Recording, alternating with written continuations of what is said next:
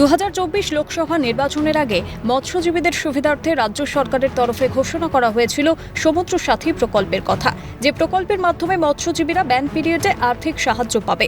এপ্রিলের 15 তারিখ থেকে জুনের 15 তারিখ পর্যন্ত ব্যান পিরিয়ড চলে।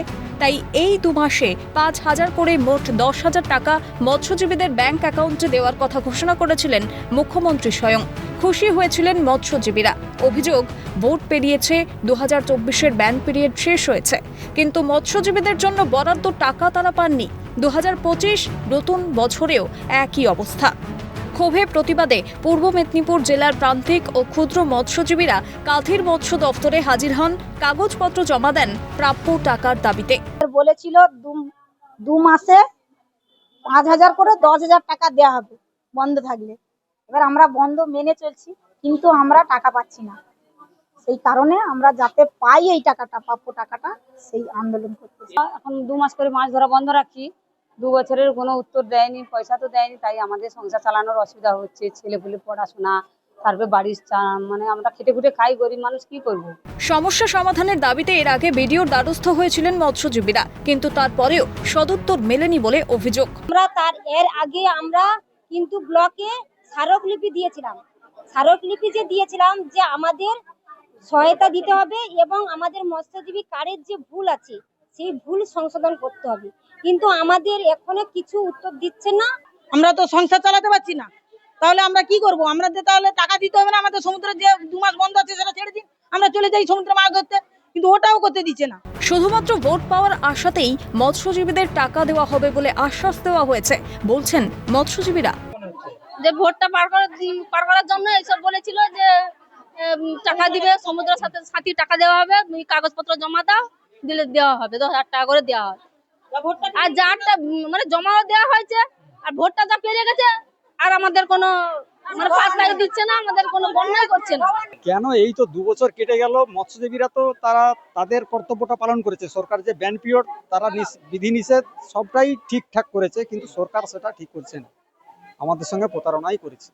আগামী 15 দিনের মধ্যে সরকার যদি মৎস্যজীবীদের কথা না ভাবে, তাহলে বৃহত্তর আন্দোলনে নামবে মৎস্যজীবীরা। হুঁশিয়ারি দেন মৎস্যজীবী ফোরামের সম্পাদক দেবাশিস শ্যামল। আপনাদের মাধ্যমে আমরা 15 দিনের আলটিমেটাম দিচ্ছি।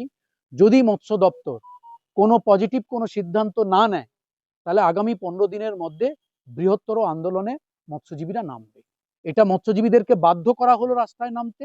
মুখ্যমন্ত্রী সমুদ্র সাথী প্রকল্পের কথা ঘোষণা যখন করেছিলেন, তখন টাকা গেল কোথায়? কেন মৎস্যজীবীদের অ্যাকাউন্টে টাকা ঢুকলো না? প্রশ্ন বিরোধীদের। ঘোষণাটাই করেন। আমাদের লজ্জা লাগে, এই রাজ্যের মুখ্যমন্ত্রী একজন মহিলা, তিনিও নিশ্চিতভাবে অবগত এই ব্যাপারে। বাজেটে অ্যালোকেশন নিশ্চয়ই ছিল, তা না হলে ঘোষণা কেন করবেন? তো বাজেটারি অ্যালোকেশনের মধ্যে থেকে তাহলে এই টাকাটা গেল কোথায়? মৎস্যজীবীরা কেন টাকা পাচ্ছে না, কোথায় সমস্যা হচ্ছে, বিষয়টি খতিয়ে দেখে সমস্যা সমাধানের আশ্বাস তৃণমূলের। প্রশ্ন, এতদিন কেন সমস্যার সমাধান করা হলো না? কোন সিস্টেমে তারা আটকে আছে, বা আধিকারিকরা যারা আজকে ওই সমুদ্র সাথী প্রকল্পের কার্ড হোল্ডারদের ডেকেছিলেন তাদের সাথে সাক্ষাৎ করবেন বলে, তাদেরকে কি বার্তা দিয়েছেন, বা কেন এই সমস্যাটা তৈরি হচ্ছে? আমরা সংশ্লিষ্ট দপ্তরের আধিকারিকের সাথে যোগাযোগ করে নিশ্চিতভাবে দ্রুততার সাথে তাদের কি পদক্ষেপ রয়েছে সেটা কোয়ারি করে দেব। ভোট এলেই প্রতিশ্রুতি মিলবে, এটাই এ বাংলার রীতি। ভোট পেরোলেই রূপ বদলায় জনপ্রতিনিধিদের, তা আবারও প্রমাণিত। যে সরকারি এই 2 মাসের ব্যান পিরিয়ডের টাকা যদি সরকার দিতে না পারে, অন্তত এই যে ব্যান পিরিয়ডের যে প্রকল্পের যে টাকা দেওয়ার ঘোষণা করেছে সেটা প্রত্যাহার করুক সরকার।